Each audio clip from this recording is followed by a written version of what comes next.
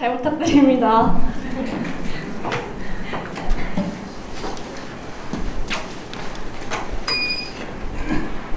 여러분 안녕하세요. 저는 안용중학교 3학년 박보입니다. 사람들에게는 모두 좋든 나쁘든 상관없이 자신만의 독특한 습관들이 있는데요. 혹시 여러분들께서는 아주 작은 습관 하나로 인생이 바뀔 수 있다는 사실에 공감하시나요? 공감하신다면 나쁜 습관을 버리고 좋은 습관을 만드는 방법에 대해 알고 싶지 않으세요? 제가 오늘 소개할 책, 제임스 클리어 작가님의 아주 작은 습관의 힘에 바로 그 해답이 담겨 있는데요. 이 책은 작가의 실제 경험을 그대로 담은 자기계발서여서 더욱 설득력 있습니다. 328페이지짜리 제법 묵직한 책이지만 다양한 사례 중심으로 쓰여 있어서 나름대로 재미도 있고요. 읽다 보면 습관이 얼마나 중요한가 새삼 놀라게 되는 책입니다. 작가는 한때 주목받던 야구선수였습니다. 그러나 연습 도중 친구가 놓친 야구 배트에 맞아 얼굴뼈가 부서지는 큰 사고를 당하게 되죠. 곧장 병원으로 실려갔지만 유망한 야구선수로서의 길은 끝나는 듯 했습니다. 그러나 절망 속에서도 그는 포기하지 않았으며 대학생이 되자 인생을 정돈하는 데 힘쓰기 시작합니다. 그런데 그게 막 거창하고 큰 일부터 시작한 게 아니었던 거예요. 일찍 잠자리에 들었으며 기숙사 방을 깨끗하게 치우고 깔끔하게 정리하는 정말 별거 아닌 일들에 정성을 들이기 시작한 거죠. 그런 사소한 습관 들이기를 시작으로 자신에 대한 신뢰를 쌓았으며 사고 6년 후에는 최고의 야구선수로 대학을 졸업할 수 있었습니다. 작가는 자신의 경험을 바탕으로 우리에게 더 나은 습관을 세우는 계획에 대해 소개하면서 좋은 습관을 만드는 4가지 법칙을 제시합니다. 분명하게 만들어라, 매력적이게 만들어라, 하기 쉽게 만들어라, 만족스럽게 만들어라 등인데요. 그중 2번째 법칙, 매력적이어야 달라진다에 대해 말해보자면 이렇습니다. 성공의 가장 큰 위협은 실패가 아닌 지루함이라는 거죠. 따라서 우리는 어떤 일을 반복하는 것에 끝없이 매력을 느끼고 지루함과 사랑에 빠져야 하는 겁니다. 그러기 위해선 하고 싶은 일과 해야 하는 일을 짝지으라고 말해요. 예를 들면 SNS를 보고 싶지만 운동을 해야 한다면 SNS를 그만 보고 운동을 해야지 라는 생각 대신 운동을 하고 SNS를 봐야지 라고 생각하는 겁니다. 책에선 결심하는 것만으로는 변할 수 없다는 것을 강조합니다. 저도 이 말에 무척 동의하는데요. 저도 자기 전에 늘 핸드폰 조금만 하다가 매일 1시간씩 수학 문제를 풀어야지 라고 결심하고는 끝내 실천하지 못하곤 했습니다. 그러나 이 책을 읽은 뒤로는 매일 1시간씩 수학 문제를 풀고 나서 핸드폰을 해야지 라고 결심하며 꾸준히 실천해 나갔습니다. 그리고 지금 저는 여전히 매일 1시간씩 수학 문제를 풀고 나서야 다른 일을 할 수 있게 되었습니다. 마침내 아주 좋은 습관이 만들어진 것이죠. 현재 습관 전문가이자 습관 아카데미를 설립하여 큰 성공을 거둔 작가는 이렇게 말합니다. 나를 바꿀 수 있는 가장 확실한 방법은 내가 하는 일을 변화시키는 것이라고 말이에요. 그런데 그 시작점은 터무니없이 작을 것을 강조해요. 예를 들면 침대에 들기 전에 책을 읽어야지는 한 페이지를 읽어야지로 바꾸고요. 요가를 해야지는 요가 매트를 깔아야지로, 수업 시간에 공부해야지는 노트를 펼쳐야지 하는 식이죠. 스마트폰을 지나치게 오래 본다든지 일을 자꾸 미룬다든지 담배를 피운다든지 등 나쁜 습관을 벗어나기가 불가능하게 느껴지시는 분들께 이 책을 적극 권합니다.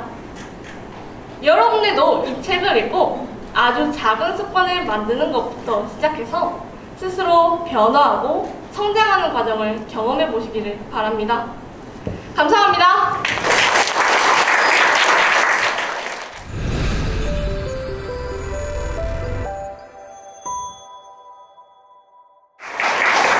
안녕하세요.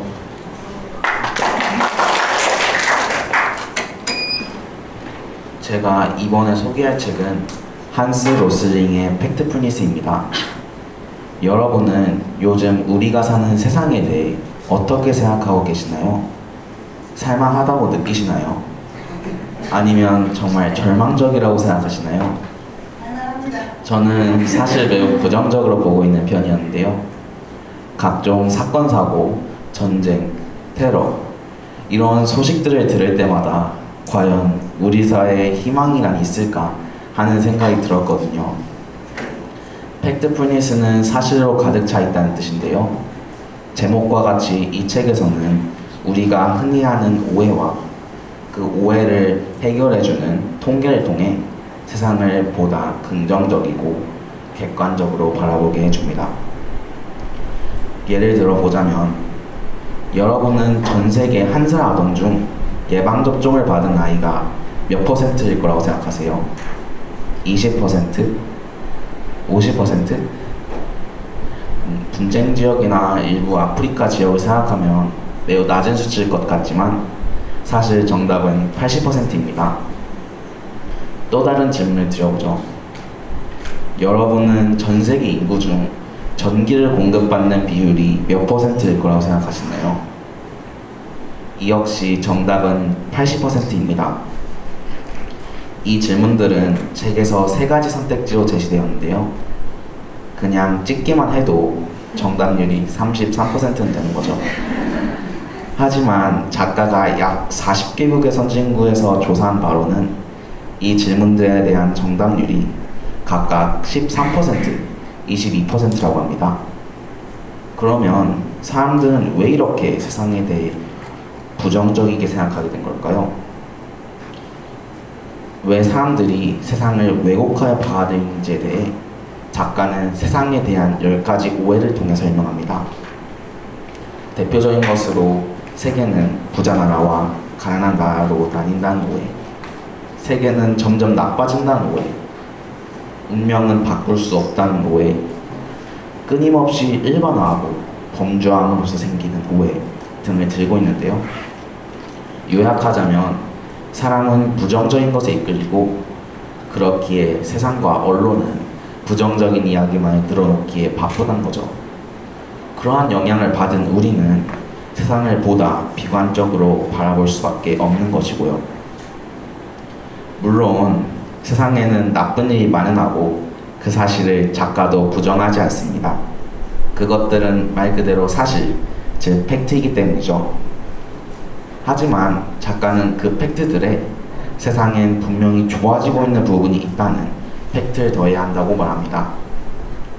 모든 사실을 보아야 완전한 세상을 바라볼 수 있으며 무지에서 나오는 불안함을 없앨 수 있다는 거죠. 말하자면 편협한 시선으로 세상을 바라보지 말자는 것입니다.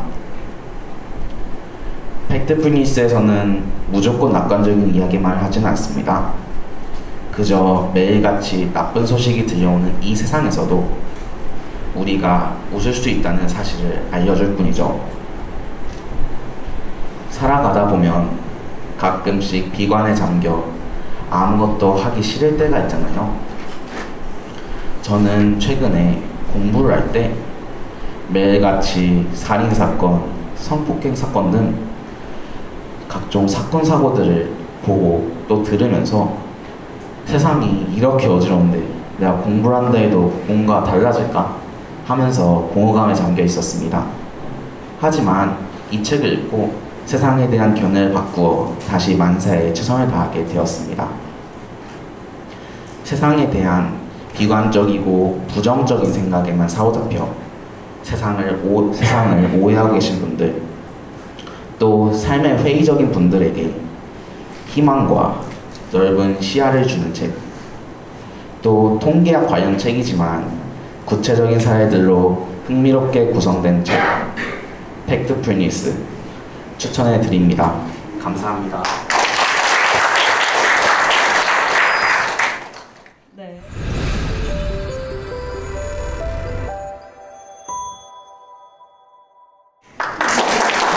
안녕하세요.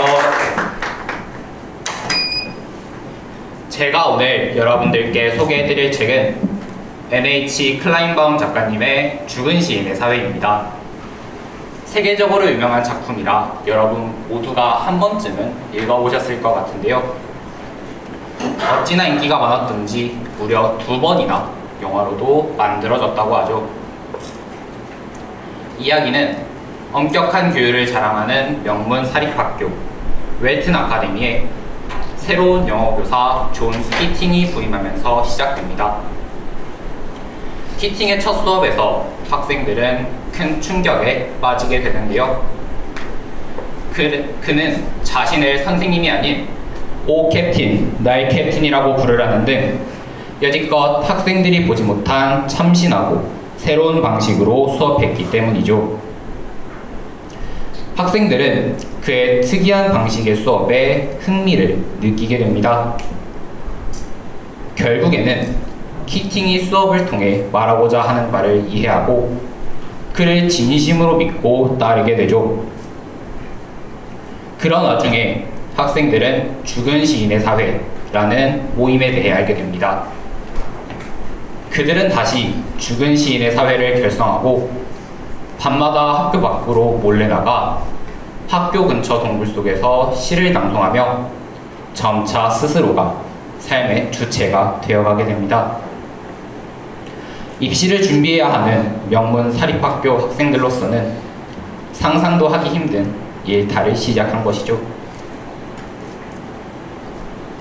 키팅의 수업을 듣는 학생 중 한 명이던 닐은 공부도 잘하고 성격도 쾌활한 학생이지만 항상 강압적인 아버지에게 끌려다니는 신세였습니다.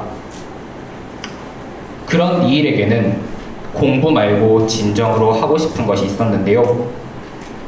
바로 연극이었습니다. 이 소식을 알게 된 아버지는 당장 연극 따위는 집어치우라고 명령하지만 닐은 아버지의 명령을 무시한 채 연극 공연에 나가기로 결심하고 최선을 다해 연극 공연을 선보입니다. 공연이 끝난 후 닐은 아버지에게 자신의 꿈을 솔직하게 전달하지만 닐의 아버지는 닐을 격려해주기는커녕 무시하고 또 꾸중합니다. 큰 상처를 받은 닐은 결국 아버지의 권총으로 자살하고 맙니다. 닐의 죽음에 대해 부모와 교장은 평소 눈엣 가시처럼 여겼던 키팅에게 그 책임을 전가합니다. 교장은 비밀리에 학생들을 불러 그들이 거짓 문서에 서명하도록 강요하고 협박합니다. 결국 키팅은 모든 일에 책임을 지고 해고당하죠. 그가 마지막으로 떠날 때 학생들은 교장의 퇴학 경고에도 불구하고 책상 위에 올라 오 캡틴, 나의 캡틴을 외치며 그에게 존경을 표합니다. 학생들은 비로소 강요된 지시가 아닌 자유의지의 의미를 깨닫게 된 거죠.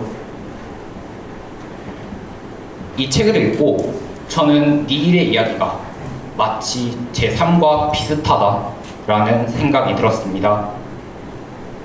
제가 치과 의사가 되기를 바라시는 부모님께서 공부를 이유로 저에게 통제를 가하실 때면 속상하기도 합니다. 그리고 제가 가고 싶은 고등학교도 제가 하고 싶은 일도 부모님과는 달라 마음속에는 갈등이 있습니다. 이런 저에게 이 책 죽은 시인의 사회는 제가 하고자 하는 바를 부모님께 다시 한번 말할 수 있는 용기를 준 책입니다. 요즘 우리 주변을 보면 대다수의 부모가 자기 자식을 좋은 대학에 보내겠다며 그들의 의사와는 상관없이 공부를 강요합니다. 그들이 뭘 원하는지, 뭘 좋아하는지에는 별로 관심을 보이지 않죠. 이런 우리 사회의 과열된 교육 정책 속에서 이 책이 다시 한번 그 가치를 발휘할 때라고 생각합니다. 키팅 선생님은 말합니다. 카르페 디엠, 오늘을 즐기라는 뜻이죠. 이 말처럼 먼 미래의 물질적인 행복보다는 지금 현재 우리 주변에 있는 소중한 가족, 그리고 친구와 함께 한 번 더 웃을 수 있는 오늘을 만드는 건 어떨까요? 감사합니다. 네, 감사합니다.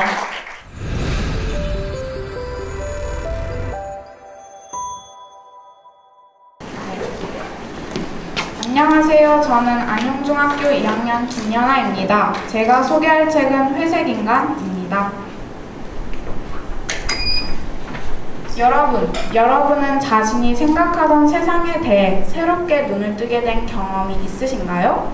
마치 예전 아르키데메스가 목욕탕에서 넘치는 물을 보고 유레카 하고 외친 것처럼 지금까지 생각했던 소설에 대한 인식을 바꿔준 책을 소개하려고 합니다.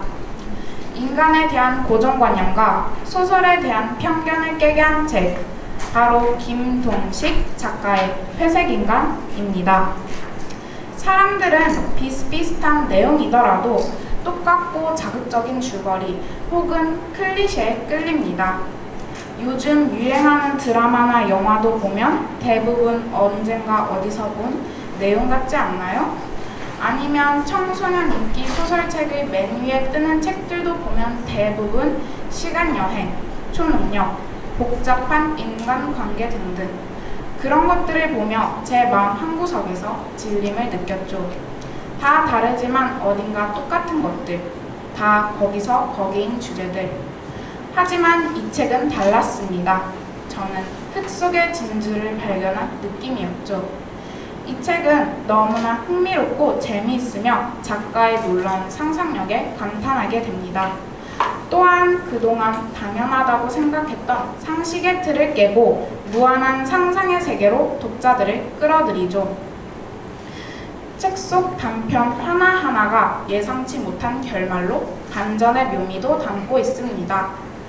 그뿐만 아니라 각 단편들마다 다양한 이야기거리를 통해 정말 많은 생각을 하게 해서 제게는 그동안 이 세상에 없었던 새로운 종류의 소설 같았어요. 책의 여러 단편들은 당신 같으면 어떤 선택을 하겠느냐는 질문들을 많이 던집니다. 다수를 위해 한 명을 희생시킨다면 어떻게 하겠느냐? 살아남기 위해서 식인, 사람을 먹을 수 있겠느냐? 인류의 대표가 되어 소원을 빈다면 어떤 소원을 빌겠느냐는 것 등이죠. 그 중에 흐르는 물이 되어라는 책이 있는데요. 어떤 발명가가 개발한 정화수라는 아이템이 히트를 친 거예요.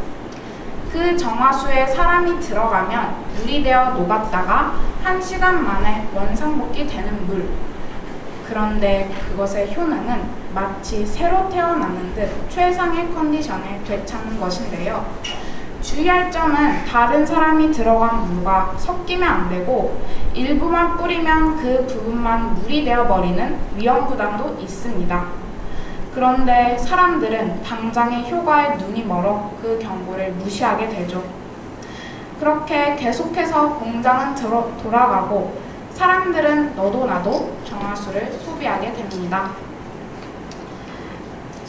소비하면서 그 공장은 있습니다. 모든 생물들은 녹아서 흐르는 물이 되어버렸습니다. 그 이유는 어느 날 공장에 문제가 생겨 정화수가 하늘로 올라가 구름이 됐습니다.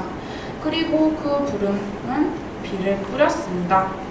공장에는 이전에도 몇 번의 최악의 사태가 있었지만 사람들은 당장의 행복만 추구하다가 이런 최악의 사태를 맞이하게 된 거죠. 결과는 황당하고 씁쓸합니다. 이처럼 이 책은 인간의 멈출 줄 모르는 욕심을 풍자해내고 있습니다.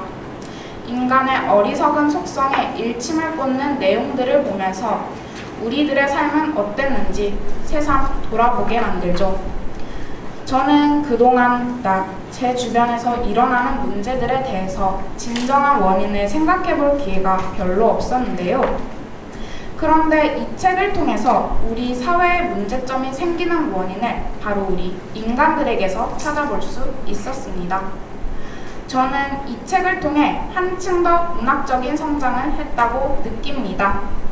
사회를 바라보는 제 눈을 한 단계 높일 수 있게 도와준 책, 바로 회색인간인데요. 누구나 쉽게 이해할 수 있으면서도 인생에 대해 많은 생각을 하게 만드는 책, 회색인간 적극 추천드립니다. 감사합니다.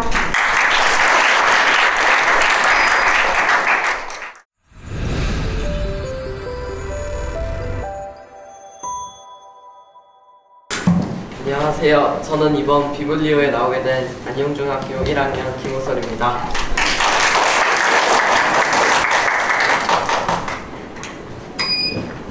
안녕하세요. 제가 오늘 소개할 책은 윤영주 작가님의 마지막 레벨업입니다. 가까운 미래를 배경으로 가상현실 속 게임을 소재로 한 동화책이지만 어른들이 읽어도 재미가 있고 사람들에게 진정한 자유와 우정에 대해 묵직한 질문을 던지는 책입니다. 부모님의 기대로 영재학교에 들어갔지만 공부에 흥미도 없는 데다 지속적으로 학교 폭력을 당하는 힘없고 무기력한 주인공 선우. 게임 속 세상인 판타지아에 접속하는 것이 유일한 낙입니다. 게임 공간에서의 선우는 모든 몬스터들을 물리치고 근육도 탄탄한 영웅 전사지만 현실에서는 공부도 뒤처지고 버무머리한테 수시로 코인을 빼앗기는 지질한 13살 소년일 뿐이죠. 그렇게 현실의 어려움을 외면하고 게임을 하던 중 원지라는 친구를 만나게 됩니다. 원지는 교통사고로 인해 뇌만 살아남은 채 아버지에 의해 판타지아 안에서 존재하게 된 친구죠. 결국 선우는 게임 속 세상에 점점 빠져들어 현실 생활에 잘 적응하지 못하고 학교에서도 쫓겨날 처지에까지 이르게 됩니다. 불행 중 다행인 것은 원지를 만나면서 용기가 생겨 버무무리의 지갑 노릇을 면하게 되었다는 사실이죠. 이 책은 가상공간 속 게임을 소재로 현실 세계에서 흔히 볼 수 있는 사건들을 다루고 있습니다. 저도 비슷한 일을 당해본 적이 있습니다. 그럴 때 저를 믿고 지지해주는 사람이 단 한 명이라도 있으면 얼마나 힘이 되는지 너무나도 잘 압니다. 그리고 저는 이 책을 통해 진정 믿을 수 있는 친구의 중요성을 절실하게 깨달을 수 있었습니다. 한때 친구와 생긴 오해가 잘 풀리지 않아 힘들었던 적이 있었는데 이 책에서 주인공들이 서로 솔직하게 자신의 마음을 털어놓는 장면을 읽으면서 과연 저는 친구들에게 어떤 친구일지 돌아보게 되었습니다. 그리고 친구들에게 너그럽지 못했던 것을 반성하고 뉘우치면서 믿음이 가는 친구로 남을 수 있게 되었죠. 이 책은 친구의 중요성을 깨닫게 하기도 하지만 무엇보다도 진정한 자유에 대해 생각하게 합니다. 선우는 부모님의 공부에 대한 압박과 약한 육체와 정신이 사로잡혀 있는 현실이 괴롭습니다. 그래서 수많은 맵을 자유롭게 넘나드는 게임 속 세상을 자유롭다 생각하며 점점 그 세계로 빠져들지요. 제 주변 친구들도 비슷합니다. 학교 때문에, 학원 때문에, 숙제 때문에 마음대로 놀지 못한다고 자유가 없다고 불평합니다. 작가는 원지의 입을 빌려 이렇게 말했습니다. 선우야, 나는 내가 부러워. 너한테는 가능성이 있으니까. 다칠 수도 있고 위험할 수도 있으니까. 나는 말이야 꽃이 시드는 세상이 부럽고 배고픔을 느끼는 내 몸이 부러워. 너는 성장할 수 있고 꿈을 꿀 수 있고 선택할 수 있잖아 라고 말입니다. 저는 이 책을 통해 세상을 다시 보게 되었습니다. 우리가 숨쉬고 괴로워하고 견뎌내는 실제 세상 속에 진정한 자유가 있어야 한다는 사실을요. 그리고 그 진정한 자유를 찾기 위해서는 자기 스스로 선택할 수 있으며 그 선택을 책임져야 한다는 사실을 말입니다. 결국 선우는 가상 공간 속에 갇힌 원지를 자유롭게 놓아주죠. 그리고 버무무리에게 괴롭힘을 당하던 재호의 친구가 되기 위해 힘차게 달려갑니다. 우정과 자유와 진짜 세상에 대해 다시 한번 생각하게 해준 책 마지막 레벨업 꼭 한번 읽어보시기를 적극 추천드립니다. 감사합니다.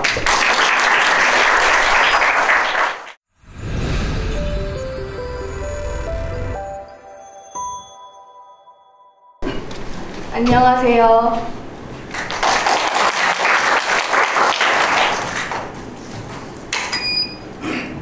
여러분은 우리가 살고 있는 이 세상이 어떻다고 생각하시나요?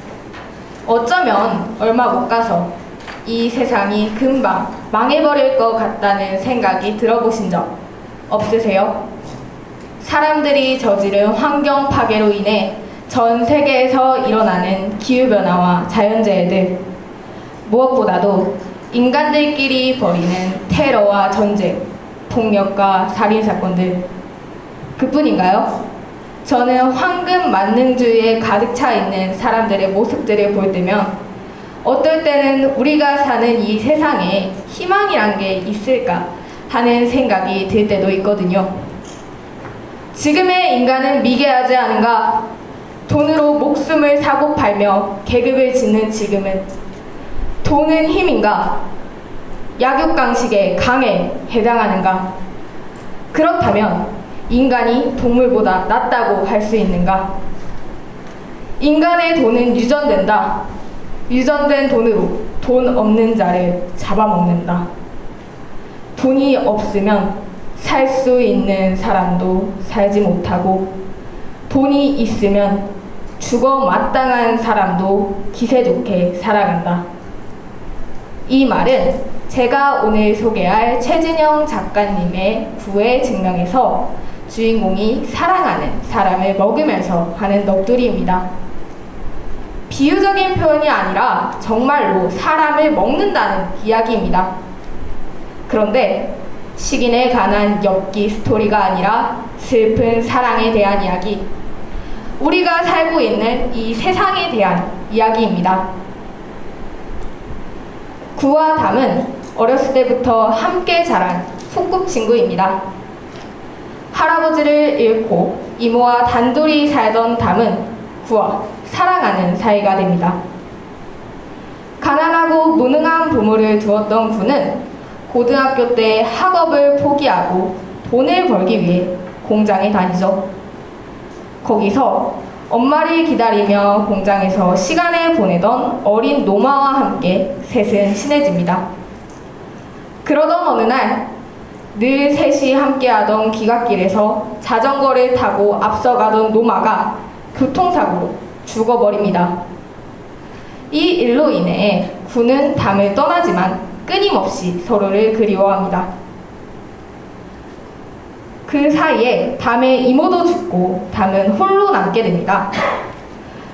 군대로 도피했던 구는 결국 담에게 돌아와 재회하지만 사채를 빌려 쓰고 잠적한 부모 때문에 빚에 시달립니다.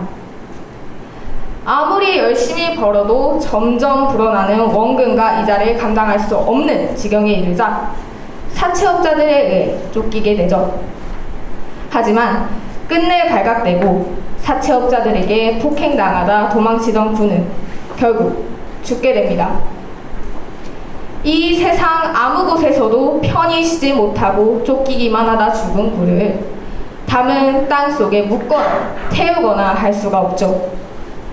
너무나 구를 사랑했던 담은 자신들의 추억을 생각하며 구를 조금씩 먹습니다. 그러고는 스스로에게 묻죠. 나는 사이코인가? 마귀인가? 식인종인가? 저는 이 질문들이 어쩌면 지금 이 세상을 살고 있는 우리들에게 던지는 질문이 아닐까 생각해봤습니다. 돈 때문에 사람을 속이고 때리고 죽이고 하는 이 세상에서 아무렇지도 않게 먹고 자고 공부하고 하는 이런 우리들은 정상인가 하는 질문이요. 이 책을 읽고 나서 저는 세상을 보는 눈이 달라졌습니다. 공부하기가 왜 이렇게 싫을까? 학교만 가면 왜 아침부터 집에만 가고 싶을까? 이런 생각으로 살아가던 저였거든요. 하지만 이제는 이 세상을 조금 더 인간답게 살기 위해서 나는 무엇을 할 수 있을까를 생각하게 되었습니다. 우리가 사는 세상에 무엇이 문제인지, 그것을 어떻게 해결해야 할지를 나부터 고민하는 사람으로 살고 싶어졌거든요. 사람에 대해, 세상에 대해 다시 한번 깊게 생각하게 해준 책, 최진영 작가님의 구애증명 꼭 읽어보시길 바랍니다. 감사합니다. 박수 부탁드릴게요.